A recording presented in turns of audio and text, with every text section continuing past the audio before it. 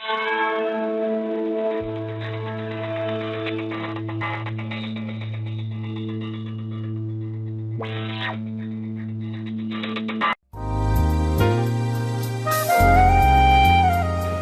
Well, I'm really happy to be here. I believe this is wrapping up the whole event, and I thought I'd start with just giving you an overview of what we're going to cover, and just one more minute of background to help everyone understand why some of the things that we'll talk about, how my opinions have been formed over time.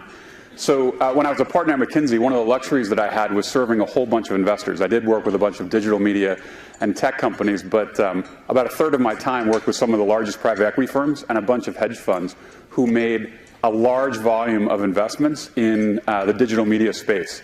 And so I've had fun for years looking at digital media and from an investing perspective, and then went to Bloomberg, and one of the many things I did was lead a partnership and M&A function where they'd never really bought anything, and we ended up buying businesses from $1 million to $1 billion and partnering with a whole host of businesses around the globe.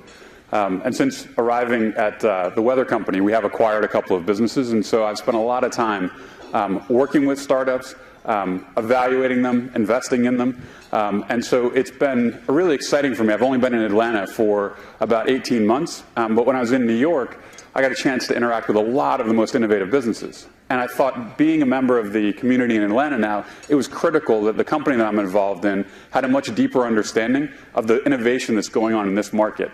And I have to say, it is not nearly as well known as it should be. So there's a few things I've gotten involved in.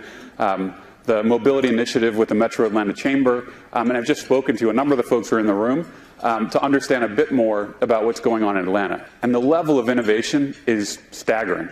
As I said, coming from New York and spending time in San Francisco and in Boston, I was really unaware of all the amazing things that are going on here. And so I feel very fortunate both to live in this town now and having gotten to know a number of you, but look forward to hearing much more about many of the exciting things that are going on in the market. So what I thought I'd do today was a few things. One, give you a quick overview of the business. The Weather Company, most folks know us as the TV network, right? We own the Weather Channel, but the company's become much more than that. Second thing I thought I'd do is just talk about how we work with innovative startups, and we do a fair bit of work with startups. And three, give some pointers or some thoughts on, we get approached by a huge volume of companies, and just sharing some thoughts on those who do particularly well when they come and try to work with us versus those that don't. And so hopefully those things are helpful. So what we'll do is we'll jump into a quick overview of the company. And why don't we go to a video first? 30 years ago, it started as a man and a map. A simple idea. Launch a 24-hour weather network. Take the one thing that connects us all and own it. Today, we're easy to find. Just about everywhere you go, on screens of every size. Oh my goodness! We're informing, inspiring, activating over 100 million people every day. Earning that kind of trust takes time, and perhaps the greatest collection of meteorologists ever. Over 200 wide-eyed experts forecasting with precision and compassion, and sometimes braving the storm itself. Just get into these sheets of rain! And when weather's gone mild, it's still a great show. We're telling science stories that will wow you. And primetime reality series that will pull you in and never let go. It's like a beautiful day. I'm a iceberg hunter, man! You better be damn good, or you're gonna be damn dead. We're leaders on the digital front, developing killer apps, innovating new user experiences, hosting a social network millions of voices strong, streaming data to customers worldwide, revolutionizing how advertisers reach mobile customers, and joining forces whenever severe weather hits home.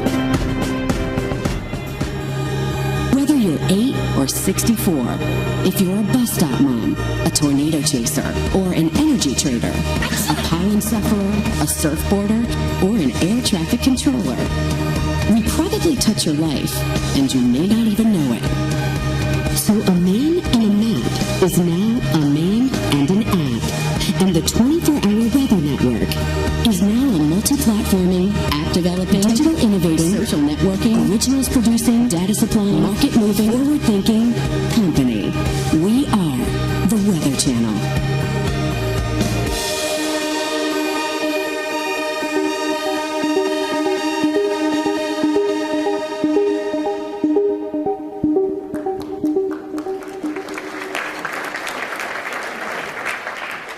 So I just joined the business about 18 months ago, and our new CEO joined a couple months before me. The company has been built over a 30-year period, and it's truly extraordinary what's been done. The connection with consumers is unrivaled. The brand, actually, the Weather Channel, is the most trusted brand in news when you survey consumers around the country, and we're reaching an extraordinary number of people. So we feel very privileged to have the opportunity to work with this brand and the people who have built it, but the strategy of the company has actually changed fairly meaningfully. At the core of everything that we're doing, right, weather is the most primal, most universal factor in making consumer decisions. And our mission is very simple as a company. We're trying to provide the world's best weather, and we define that in a variety of ways. One is the best science, right? Ultimately, we want to provide the most accurate forecast, and we actually do. We measure ourselves versus alternatives. There's third parties that do this. We also want to tell the best stories about weather. We want to provide the best services. And this is a visual depiction of what our strategy is. Right? So at the core of everything that we do is data. We're a data company. We're ingesting more data from around the world on weather than any other private entity. And we're combining the best atmospheric science and computer science to generate the most accurate forecast in the world. And then what we've got is all of these product groups that you see that are building exceptional products that engage consumers, businesses, and even support governments around the world to use that core data asset to help them make better decisions every day. In some cases, it's really high volumes of lower value decisions. Obviously, you don't want to get wet, but whether or not you bring an umbrella or what you wear when you walk out the door. And a smaller number of exceptionally high value decisions when it comes to a family's safety. People care immensely. And honestly, our brand, the Weather Channel, has been built most significantly during those periods of severe weather. If you move from television, which is has the longest history in our company, right? When we've built these amazing connections, and you go to digital, there was a visionary who was involved in the company a number of years ago, and heard about this internet thing and said, maybe we should buy the weather.com domain. It was a pretty wise move. I bet the domain name alone today is probably worth $1 billion, right? The amount of consumption that we get on weather.com, I think we're about a top 15 website in the US. It is extraordinary. And so from that very, very early view into the innovation or what was coming on the internet, that division is our fastest growing division right now. Some of the metrics around it are pretty amazing. But the pace of innovation that's required to stay out in front is extraordinary. But so we're building distinctive products for consumers.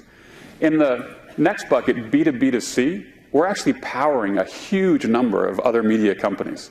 And so when you watch your local TV station, the vast majority of local TV stations are actually buying data from us.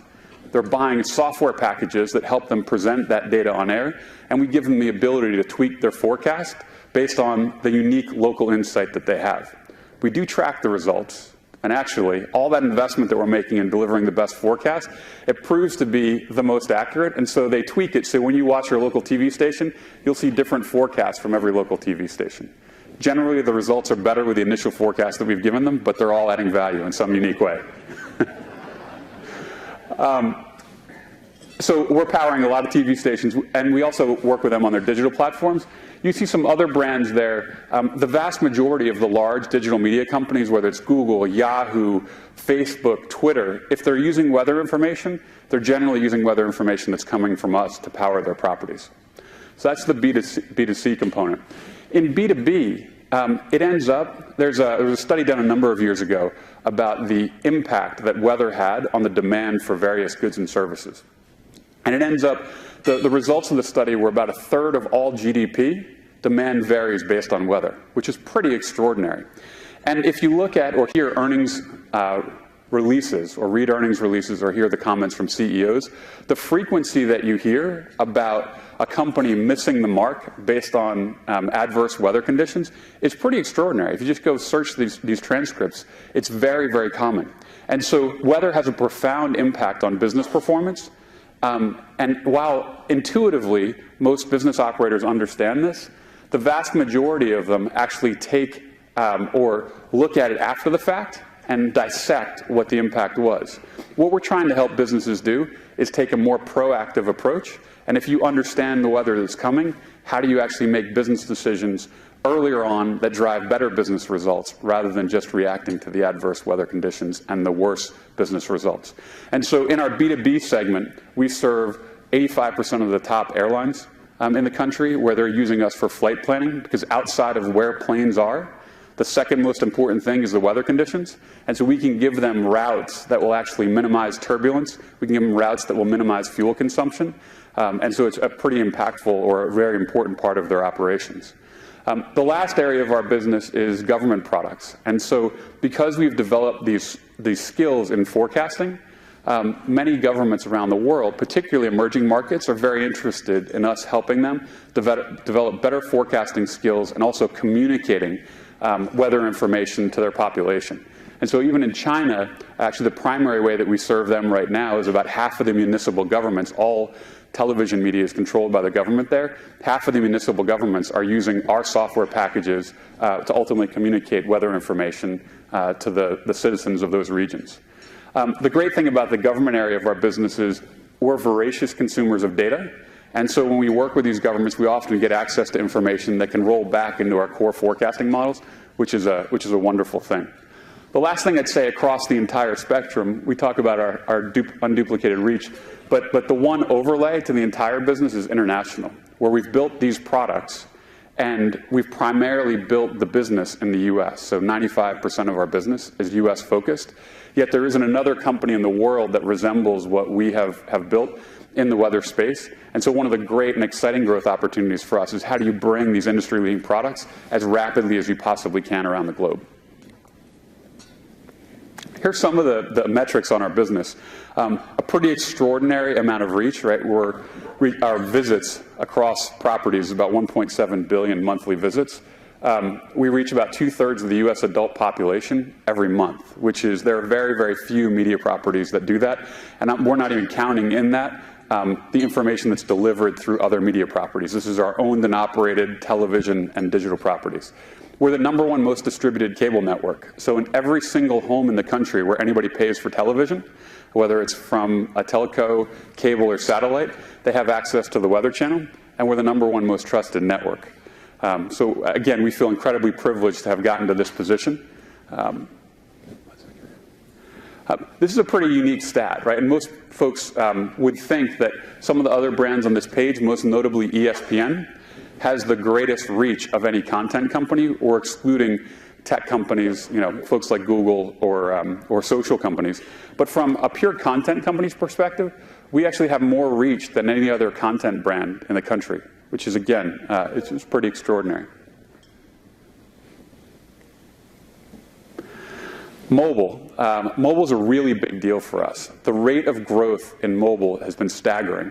And there's a whole team of folks here, they're based in Atlanta, who've been innovating around mobile for years, well before I got there. The work that was done by our team in the early days was truly spectacular, and the ongoing innovation is pretty amazing. And through that early work and the continued work, what's been done is this amazing leadership position has been created. On the iOS platform, so for iPad, we have the #2 most downloaded app in the world, which is incredible, right? We have more content being consumed on mobile devices than all but a handful of companies. For the iPhone, we're #7, and we do exceptionally well on Android as well. And so mobile is a core part of our business. It is growing like wildfire. The amount of consumption of weather is incredible. What you see, and many of you may exhibit this behavior already now, but if you ask folks who use their mobile device to get weather information very regularly, if you ask them what the weather is, even on a beautiful day like this, if you're outside, it's 65 and sunny and there's no clouds in the sky, you ask them what the weather is, they pull out their mobile device and they hit the Weather Channel app and look it up, right? It's amazing, right? It's almost become like time, where people are always looking at their watch, regardless of whether or not they know it. And so the amount of engagement in mobile is exploding for us, and our great challenge is that the barriers to entry in mobile, unlike television, the barriers to entry are actually quite a bit lower. In television, there's a pretty big infrastructure that you have to build up. to put a 24/7 television network on air. For mobile, there are literally thousands and thousands of weather apps. And so the pace of innovation that's required to continue to deliver on customers' needs and stay ahead of the competition is pretty extraordinary. I had talked about data being really the core asset of the company. I thought it'd be worth sharing, how do we actually generate this unique and industry-leading forecast? So there's a whole bunch of things that go into it. One is, as I said, we're voracious consumers of data, right? So we want information from every place we can possibly get it. And so that's everything from information that comes from the National Weather Service. We have a global lightning detection network. We're actually pulling in information from people who are such huge fans of weather that they're willing to go out and invest a couple $1,000s to put a weather station in their backyard. And we've developed a community on one of our brands, Weather Underground, where those folks want to talk about how forecasts are generated. They want to share the information that's coming from their weather stations. And ultimately, all of this information rolls into our forecasting system. The reason why we can get to a better forecast is twofold. One, it's collecting more data. And so from consumers, third parties, from governments, we're pulling as much data in as we possibly can. We're trying to process that data more rapidly than virtually anyone. And then our modeling approach is unique, where the National Weather Service, sometimes when you've watched our channel, you may have heard during a severe weather instance, you'll hear about the European model, the American model, and they're talking about the storm tracks. Most Met services and even universities, they try to come up with the single best model.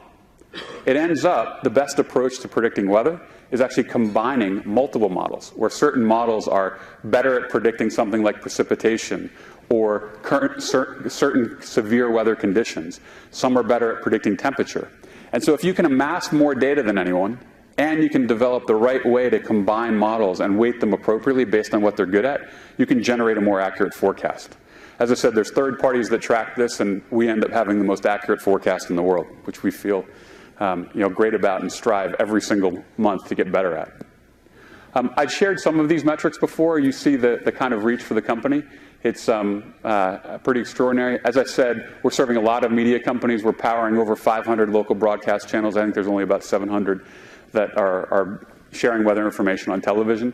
A lot of mobile sites and a huge number of mobile applications. What I left out of that, and I was going to comment on it a little bit later, is we also do have APIs for developers that are free. People can go play with our weather data. On one of our brands, Weather Underground, you can go get access to weather data, which we've been overwhelmed by the volume of requests from different developers of different products who want to embed weather information in it. And so we have this playground of data that people can access to play with. And then honestly, as the usage grows, then at some point, some fees kick in. But we want to be supportive of the development community and give them access to information to help them build products. And so the actual number of websites is beyond that because some of them are being served through our API. As I mentioned, we serve an extraordinary volume of airlines. This is primarily domestic. We've started to get a whole bunch of requests from international airlines to work with them. Another validation of the quality of the forecasting is actually serving energy companies. So we're the leading product for energy traders. And the reason why it's such strong validation is if you're a trader, if you're right one more time out of 100, you make a lot more money. And so people are ultimately buying our tools to make better decisions and trading bets every day. We're also serving insurance companies pretty extensively, and this is actually a new emerging area of our business. It's actually pretty fun, where there's a couple of different areas that we can serve insurance companies on. One is actually managing claims. And so what we've found is it's pretty staggering, but if people opt into a service to get alerted about severe weather, a huge portion of them take action. About half of them. So in the Midwest, one of the primary causes of weather auto damage is actually hailstorms. And if you actually push alerts to people who are in areas where a hailstorm might be approaching, about 50% of them take action, and they will pull their car inside, bring it in to a garage, do something to actually get the car out of the way. What's amazing about it is you develop a deeper connection with that consumer, because the last thing they want to do is bring their car to a repair shop. They'd much prefer that they didn't have to actually deal with that. So you're both increasing customer satisfaction as well as reducing claims payout. And so it's weather data, when applied in the right way, can actually have a meaningful impact on business performance. We won't go through all of these. This is a pretty interesting transition for some of the folks in the room who are a bit more tech-oriented. You would understand that what we face every day, and particularly during severe weather instances, is explosions in terms of the volume of traffic that's coming to us. And so if you take something like Hurricane Sandy, which is the most notable event in the last couple of years, we delivered nearly 500 million page views in less than 24 hours.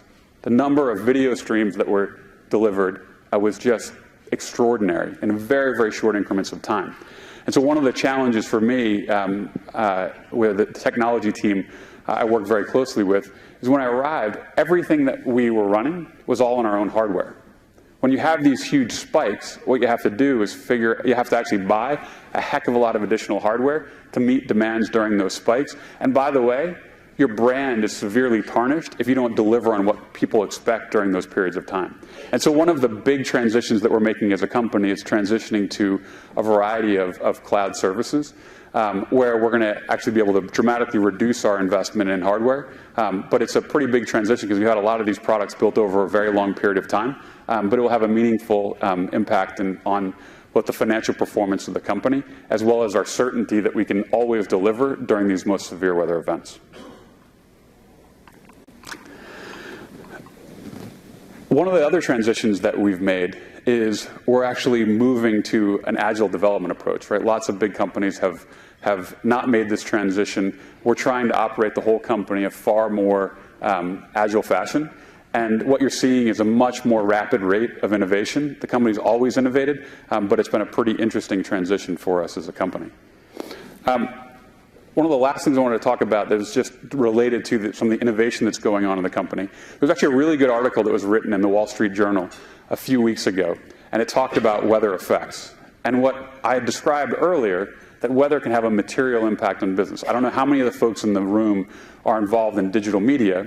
One of the great challenges in digital media is that inventory is exploding, and when you have massively increasing amounts of inventory, prices tend to go down. And so we're benefiting from this transition to digital platforms, but inventory just keeps shooting up. And so one of the questions we were asking ourselves is, how do you actually use the data that we have to help us gain some competitive advantage and ultimately deliver more value to our advertising partners? And so Weather Effects is that effort. What we want to deliver is the most valuable targeting solution to marketers. And so with Weather Effects, what we're doing is we're taking in point of sale data from many of our partners, marrying that with weather information, both forecasts as well as current conditions, and understanding what the relationships are between different weather conditions in different geographies and purchasing behavior. And what it leads to is dramatic improvements in the response rates to advertising. And when you have dramatic improvements in the response rates to advertising, you can charge price premiums. So to give a very, very simple example, right, of this, where I used to live in New York, on a winter weekend, one of the most common last-minute destinations might be Miami. People think the weather's horrible, they're going to make a last-minute decision, they're going to fly to Miami. So we did a campaign with one of the leading hotel chains. And all we did was something relatively simple. We only triggered the campaign on days where the conditions were miserable enough that it would be very top of mind for people to want to get out of New York for the weekend, right? So it was either cold and freezing rain, or it was a little bit snowy and very gray out. And so we'd only trigger the campaigns on those days. And the second thing we did was we varied the creative based on the weather conditions in both locations. And so it might say something like, it's 20 or it's 33 and freezing rain in New York, and show a miserable gray picture. And by the way, in Miami, it's 85 and sunny, and show a beautiful picture of that hotel. The response rate was fourfold higher. It was staggering. So again, it's using data and data that we have to ultimately deliver more value to our partners. And if we deliver more value, we can charge a higher price. That exercise, though, and what you see off on the right side of this page, it's a big data exercise. There's an extraordinary volume of historic data that you actually need to bring to bear to get this analysis right and deliver or provide the right weather triggering. So I'll transition to working with us, right? We actually work with a number of startups. As I said, we have a really high volume of outreach to us, which is great. Honestly, we're really interested in seeing all of the most innovative work that's going on in a variety of spaces. Some folks work with us purely just to get our weather data. You see Weather Puppy. It's not a giant business. However, there's lots of people who are trying to build innovative weather apps, and this is one for people who like pictures of dogs. When you've got thousands and thousands of weather apps out there, we want to support that innovation. There's a lot of other folks who are using our APIs to build in, it may be one small element of the features within a product that they're creating. And so one way we work with startups all over the country and actually all over the globe is providing weather information to be used in the applications. The second is actually working with vendors that can really help us achieve our strategic goals. And so one example of that is Place IQ. I described the importance of being able to deliver the best, most targeted messages to advertisers. We've got weather data. Place IQ has a very sophisticated solution of pulling together disparate sets of consumer data that when we marry it with our weather data, we can actually deliver even more targeted campaigns. And so we've worked very, very closely with them. We also will work with partners on building whole new products and services. And so the fitness example is one of those, where we're open to deeper relationships that requires a higher level of collaboration to attack categories where we may not already have services and are unlikely to invest on our own. So there's a variety of ways that we work with startups today. What we look for in potential vendors, right? We're really looking for folks who are doing the most innovative things in data aggregation, right? We're aggregating a massive amount of data right now, and it's not just weather data. We're looking for all forms of observation data that may help us generate a better forecast, but we're also looking for the amassing of huge amounts of content that is related to weather. So it could be video content. Cell Journalist on the prior page was an example of collecting video content and pictures from the huge number of users that we have on our products that can help us tell better stories across all platforms. So we're looking for those that can actually help us amass more data and content more rapidly. Data processing, right? The volume of data that we're processing is constantly increasing, and so those who are doing the most innovative things in this space are of great interest to us. Digital advertising. The two areas in digital advertising that we find most interesting, one is sophisticated ad targeting. We've been building a lot of things ourselves, but anyone who is doing anything interesting in this space, we've worked with dozens and dozens of startups to test their products and concepts. And the ones who actually work, they're often using us as a reference case as they go to other parties. Now, the challenge in this area is that you actually have to be able to meet really, really high volume levels because again, the audience we're serving are quite large. And so some of the startups that we work with here often have a challenge because their ability to actually work with the kind of volumes that we deliver can be a bit challenging. Creative ad formats is another area where we don't believe that we have all the best ideas. I'll give one example of a creative ad format. For all of you who actively consume weather or other content on your mobile phone, what you'll see is the primary mode of to monetize right now is a tiny little display ad at the bottom. If you're a marketer, that's not a very impactful message, right? When you only have a tiny little display ad on a tiny screen, right? It's not a great way to deliver your message. Now, they can be very effective, and a lot of marketers do find them effective. However, if you can innovate in the ad formats, you also often get a higher return. So one of the most innovative things we've done in the last year is something that we call, it's a complete takeover of the screen, because a lot of the screens in our applications have a relatively basic amount of data. So if you've got current conditions, an image that shows current conditions and temperature, that leaves a lot of real estate behind that. And so we've worked with a number of the largest advertisers, particularly around events. So the launch of a new car, the release of a new movie, and for a day, they'll take over the backgrounds on the screens where it's most relevant, but we require them to actually vary the content so it fits neatly with the conditions. And so the consumer response, because they're very, very high impact images that are neatly woven into the content, the response from consumers isn't adverse. Some of them don't like it. However, most are actually very comfortable with it, and we've actually won some awards for those kinds of ad formats where consumers have responded really well. It again allows us to charge a premium and deliver more value to advertisers. So anyone who's doing interesting in these spaces, we care a great deal about. Finally, it's visualization, right? So visualization for us, when you've got massive amounts of information and the volume is growing all the time, figuring out new and innovative ways to actually communicate that information to help people, both consumers and businesses, make decisions is important for us. And so we're constantly looking for new and different ways to visualize our content. The one thing that I left out of this slide is social, right? For all of us, the throwaway part of many conversations, when you first bump into somebody, half of the conversations often include some discussion of the weather. What we're doing, and we've done a lot of innovation and worked closely with Facebook and Twitter and others, but we're trying to make sure that in the digital world, that weather is as part of the conversation. And so people who are doing innovative work about engaging audiences on social platforms is very interesting to us, and figuring out how we inject weather into the conversation is important. A few tips for approaching companies like us. And by the way, I don't think any of these are going to be blindingly new insights. You've probably heard many of them before, but I thought I'd summarize my observations from having sat through a huge volume of presentations from emerging companies. One, you have to put yourself in the company's shoes, right? It has to be clearly better than the alternatives, and that in the 30 minutes that you get or hour that you get, you have to be able to demonstrate it so fast what's really unique and distinctive relative to the alternative. The strategic vision, right? So having absolute clarity. I've actually had meetings with a number of startups where they come in and the people on the team aren't on the same page about where they're going. And so they can't actually be crystal clear about what the objective for the company is and what they're going to deliver to the client. And so having clarity on strategic vision and having all team members aligned on that is absolutely critical. The passion for the product. You can feel it in a meeting, and in many cases, right, these pitches are the product hasn't fully been built. And so when you're betting on something that's going to come in a month, in 3 months, in 6 months, the passion has to actually come through in the presentation. Otherwise, we're less than likely to take the risk.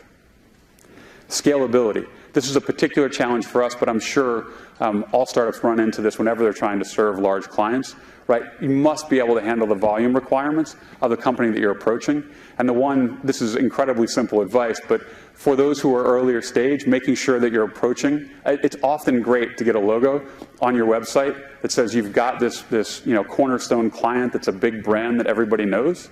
But going and approaching those companies too early on, where you can't meet their needs in an effective manner, is a real mistake, right? Because you often won't get in the second time until months, or even years later.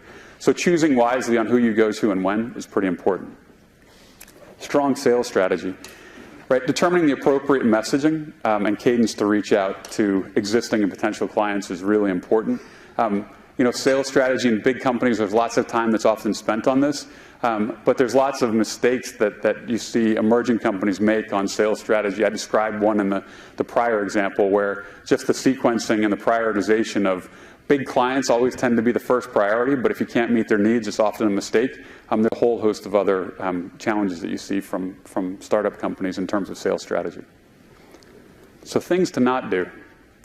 The wrong person in the organization. Often people who are in roles that have titles of significance, people feel like that's the person I need to get to. And I encounter this, a lot of the folks who are on my teams encounter this a lot, and actually I love looking at startups and hearing about what everyone's doing, and then I quickly direct the teams to the right folks in my organization who they can work with. But what I see too often is people getting singularly focused on one title. I'm only going to go talk to the CIO, and actually the right person may be the guy who leads application development or product division. You got to really make sure and actually hear the feedback that you're getting from clients, and make sure that you're actually approaching the right person who's the decision maker for your kind of product. Overpromise and underdeliver. This is probably one of the most used terms in business, but it is a recipe for disaster if you actually are promising a heck of a lot more than you can ultimately deliver. And it's the natural things for many startups to do, because you're selling often a vision and you're selling something that's not fully developed. But again, the risk associated with under-delivering for big clients right? People talk, and people talk across companies. I think about my tech team and our application development team, and they talk to companies across the industry with a fair amount of frequency. And so having a few bad experiences can be incredibly detrimental. Too generic. Often companies that are in very, very early stages of development, they have one pitch, and they go give that pitch in rapid fashion to as many companies as they possibly can. This is just good sales strategy, but taking the time to make sure you really understand kind of what's unique about the company. This doesn't require a massive amount of investment, but you really should understand a little bit about what the company's strategy is and how your solution neatly fits into the needs of the company. Unclear about the stage of development. This relates to, over-promising and under-delivering.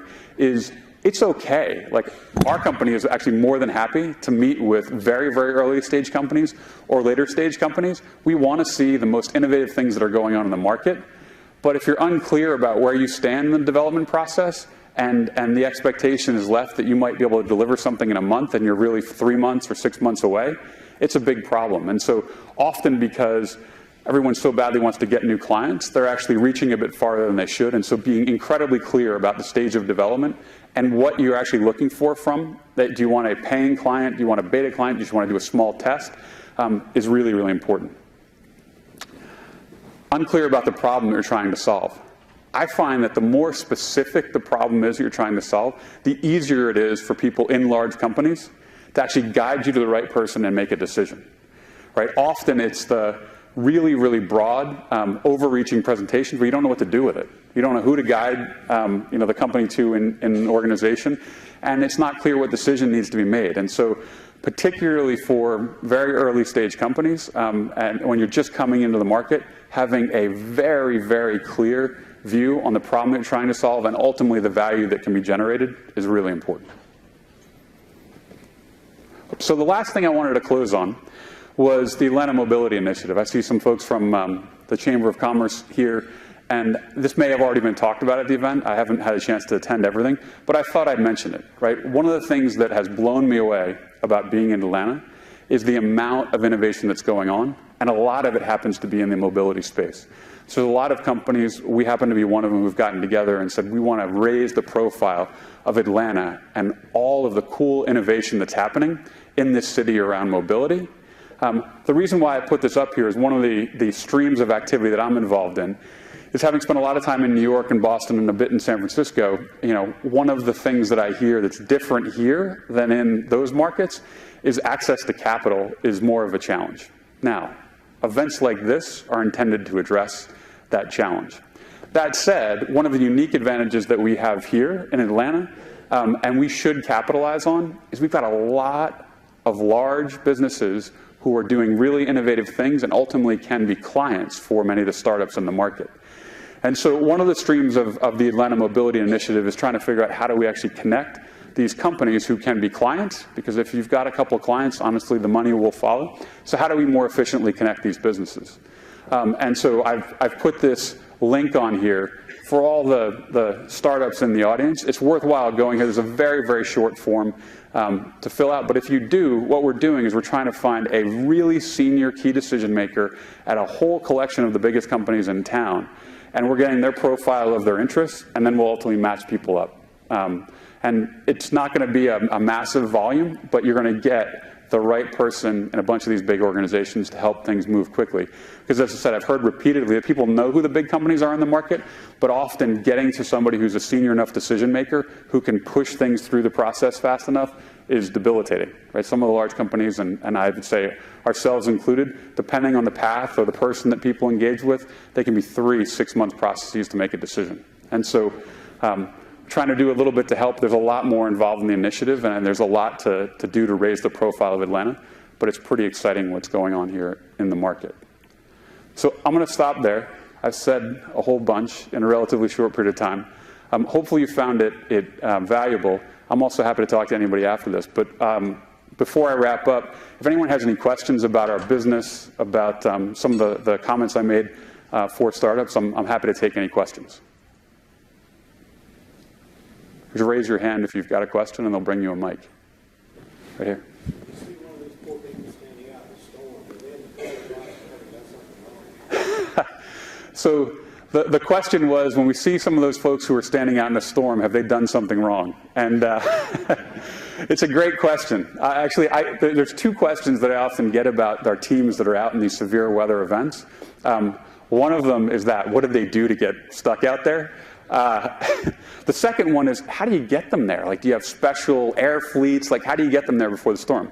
So on the first question, no, they didn't do anything wrong. These folks love severe weather.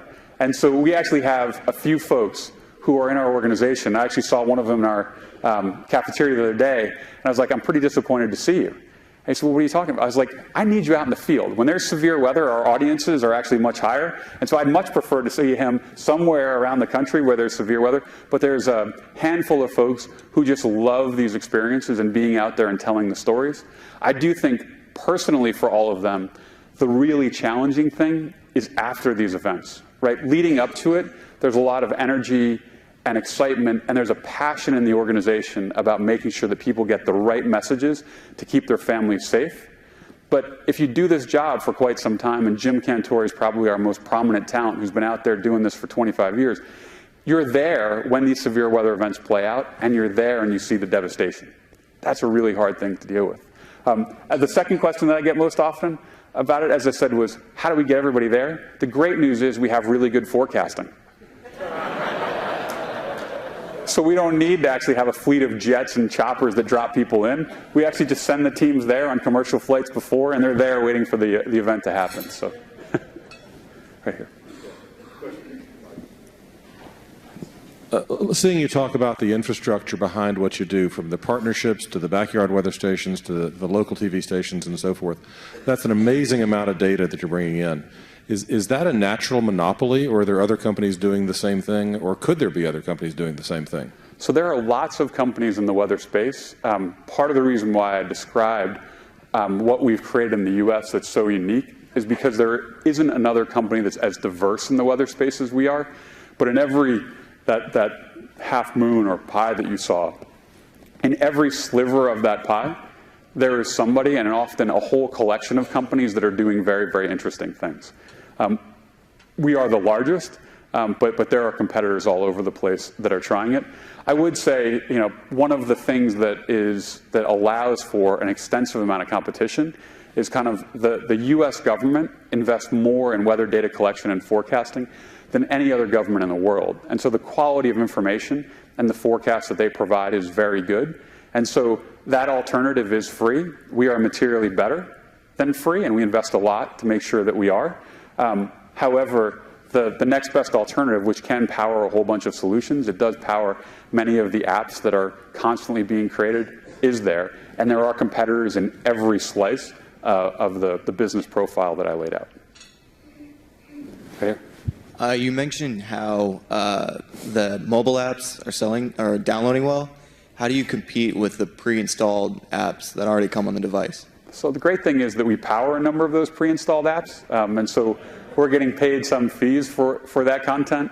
The other thing is the business model on the apps is different, honestly, by handset manufacturer, and in many cases the carriers. And so in many cases they want to have a unique experience that's unbranded, and so we'll provide the data for them.